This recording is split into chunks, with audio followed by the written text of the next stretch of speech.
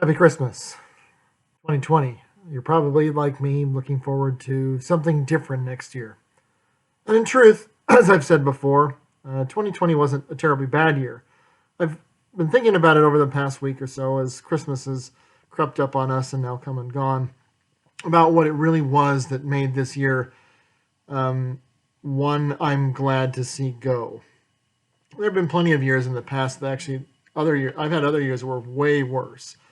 And in truth, this year wasn't that bad for me since I work in higher education. I have essentially a government job, and so it wasn't really at risk of being lost.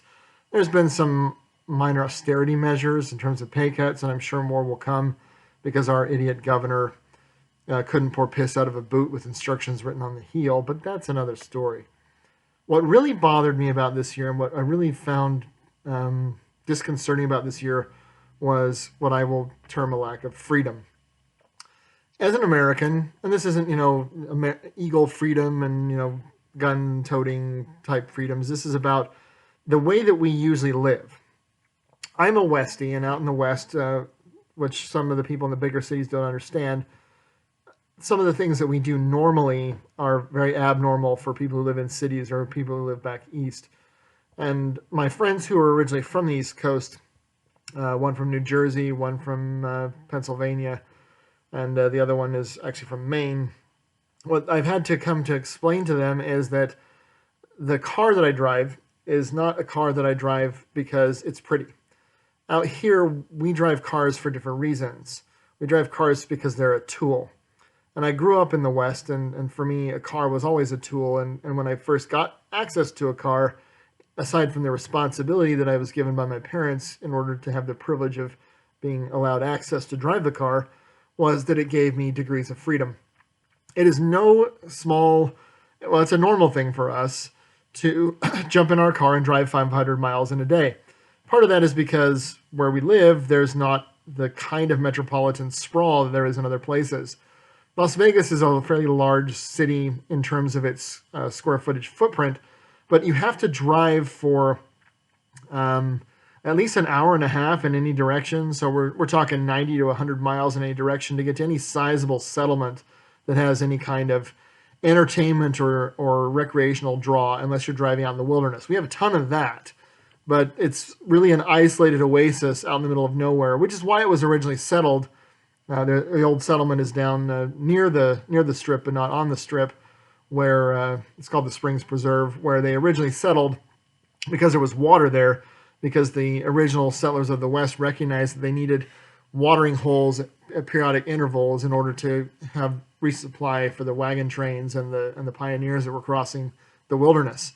And this city is one of the only ones that actually survived along that route in terms of the stretch. Between here and St. George, Utah, there are a couple of little watering holes, if you want to call them that, but that's really all they are.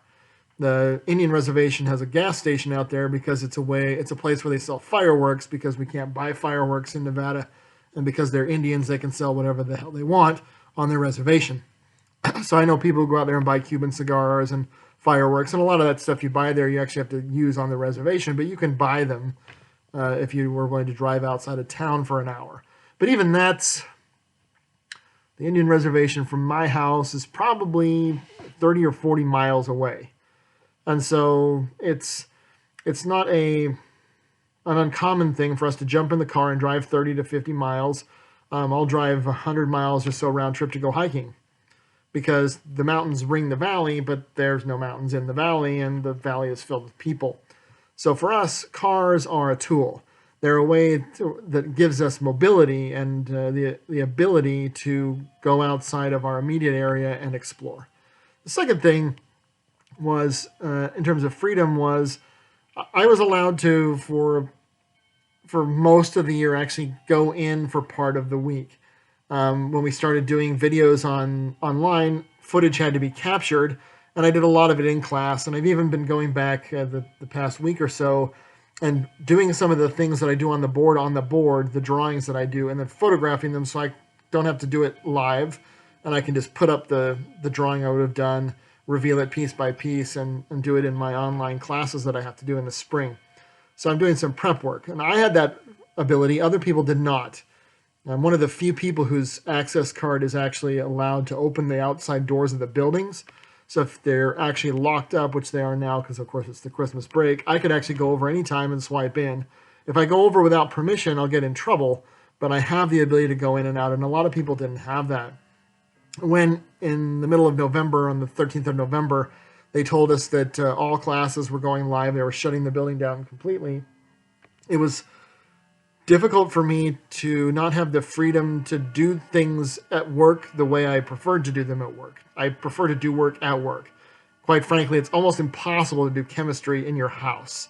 I know when they first sent us home, the department chair asked me, or was it the dean? Anyway, yeah, it was the dean because the department chair knows he's actually a chemist. But the dean asked me, because he's an environmental scientist, what it would take for me to do my job 100% from home. And I said $500,000 just to start. And he said, what? And I said, well, we need to get zoning permits and, safety equipment and storage facilities, because they don't want the kind of chemicals that we have on campus in a residential neighborhood for very good reasons. And so there was a limit to what we could do.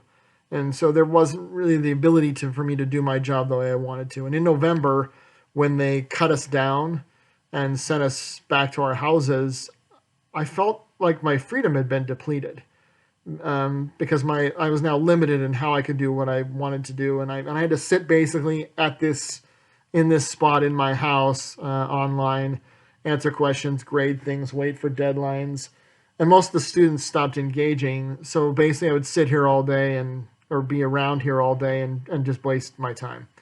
And that also was, I believe, a way in which my freedom was quenched in terms of having lost time. They stole 9 months of my life away with this quarantine. And maybe you can relate. And then finally, there's the uncertainty of the future.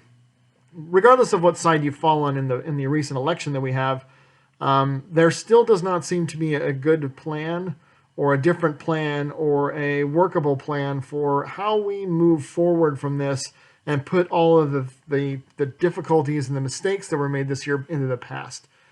If you listen to Joe Biden, his plan to alleviate the virus sounds a lot like what we've already been doing.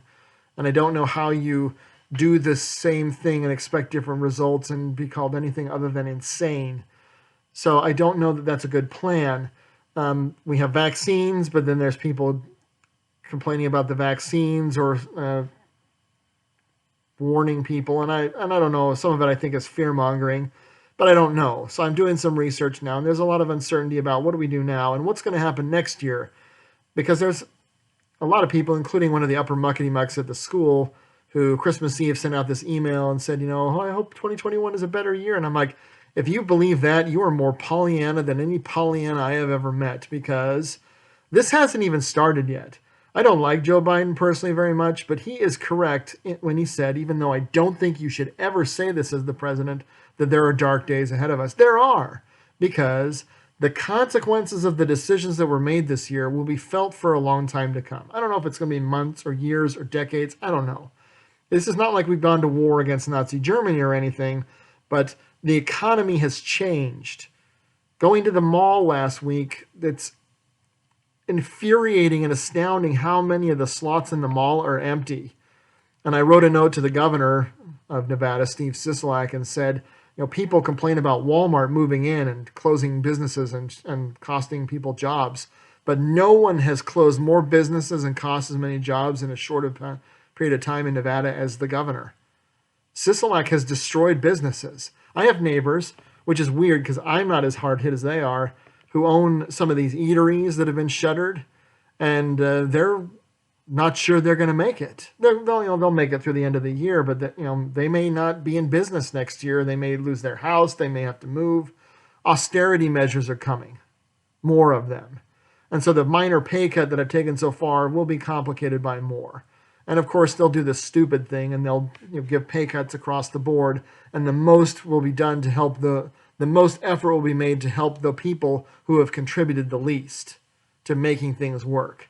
And so we'll all take the same damn pay cut in the name of equality, even though some of those people basically sat in their houses and watched Jerry Springer and ate chocolate while the rest of us actually tried to go to work and created stuff. And whether you like my channel or not, and a lot of it is not visible because you're not registered students,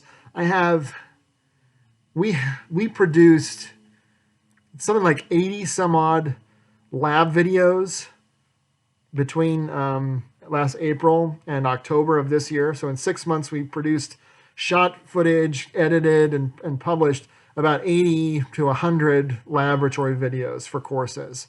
And I appear in or helped produce almost half of those. So the argument that I deserve the same pay cut as someone else who has sat on their butt all day is absolutely infuriating. It's a way of taking away my freedom. And so the uncertainty of what's going to come, because I don't have the information that they have, and I have no idea what the Sam Houston they're going to decide to do, has limited my freedom. It makes it so that you can't make plans. You can't plan for the future. Where do I put my money? Should I invest it or should I put it in my mattress? Do I plan for a vacation, or will I, when the time comes, will I, in traveling there, not be able to do anything? I actually had planned to go to Florida, but Florida now is on lockdown, and if I went to Florida, I wouldn't be able to do anything, at least the place I want to go. The shops are shut, the businesses are shut down, and I'd basically just fly there to spend money sitting outside of a hotel soaking up the sun, which I can probably do in Vegas, even though it's probably a little bit cooler here because we're in the mountains. But I can't plan for the future because, well, the plans I make be ablated by the decisions of people I don't know and I can't influence. And so in a way, that's really how this year has sucked for me, is it's taken away my freedom. It took away my ability to go anywhere because there's nowhere to go. It took away my ability to do my job the way I choose because basically professors are, we're contracted agents of the school. We don't actually work for the school. They give you an assignment and then you do it your way. Subcontractor, I guess, is another term you could use. And then my freedom to plan for my future. I have no idea what the hell's going to happen. I don't know what's going to happen. We don't even know for certain, 100%, who's going to be president in January. Because they're still fighting over it. So I don't even know who's going to be in charge of the country. I don't know what decisions to make. I don't know how to plan. And the only recourse I have, which is maybe the only recourse we really ever have, assuming, of course, you are willing to avail yourself of it, is prayer. I'm a believer. I believe in God. I believe in Christ. I celebrate Christmas. I'm grateful for this time of year, especially in a year like this. But I don't know that there's any direction and guidance given other than have faith and that it'll all work out. And, peace and comfort is all well and good and something very appropriate to the season. It, however, doesn't help you make decisions. I'm not the only one. What do we do next? What can we do next? And when we find out what we can do, what are our options to actually do it? I don't know. They're talking about things like taxing us for miles in our car, which hurts people in the West a lot because we drive a lot, because we have to drive a long way, because we all live in single-family houses and tiny apartment complexes. We don't have the stacked cities like you do or the mass transit options.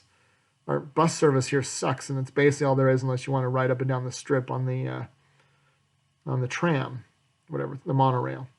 And that's not really my scene. So what are we going to be able to do? How are we going to be able to do it? And what is it going to cost us? And in those ways, 2020 has been a big ding for our freedom. Whether you believe in freedom or not, whether you think that freedom is tied to political decisions or not, whether you care about America as a land of freedom or not, what has happened this year is we've lost options. And that's always a difficult thing to handle, especially if you're an intelligent thinking person. To have your options limited. It's frustrating. And I feel frustrated by this year more than anything. I'm grateful it's going away. I'm grateful to God that in a lot of ways the tempests have passed by me and not affected me, at least not in a way that's hurt me. Even if I had lost my job or taken a more significant pay cut, I put away a lot of money and I live way below my means. So, even if I'd had to get a job at McDonald's saying, would you like fries with that? Assuming I could get 40 hours a week, I can pay for all of the things I have to do.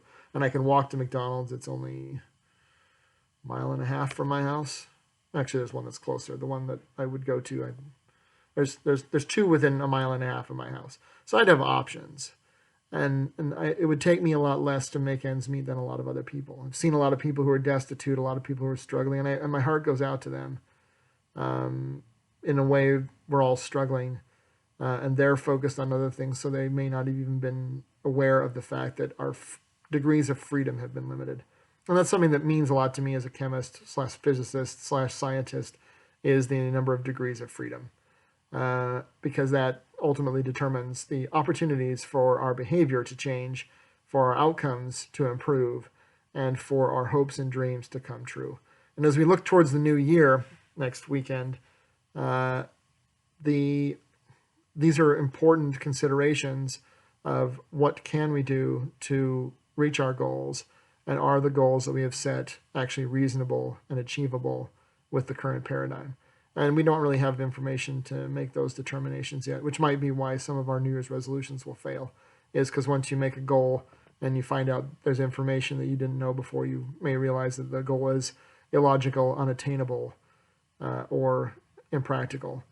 And then you have to change your perspective. So the year started out okay, and then it's forced me to change my perspective and rob me of the tools in order to achieve any goals, or any of the big goals. And I really just feel like 2020 went down the toilet. And I'm sure there's a lot of people who will be glad to see it go. My sister-in-law said yesterday while we were Skyping that she thinks of 2020 the way the Grinch feels about Christmas. It's stink, stank, stunk. And I'm not a big fan of the Grinch in that story, but it's a very fitting and apropos epitaph to a year I think we're all glad to see go. I do have hope. I do know that there are better days ahead. I don't know when they will come. I don't know how many there will be, and I don't know if they will be soon enough to help you achieve the dreams and the goals that you have in your life. But I hope that they do. I hope they do for me. I hope they do for you, because when you get down to brass tacks, most people, all they really want to do is have a peaceful, happy life. They want to be able to do the things they want, spend time with the people that they love, and feel like their days were filled with things that they wanted to do, not just with the things that were available options left to them by the circumstances in which they found themselves.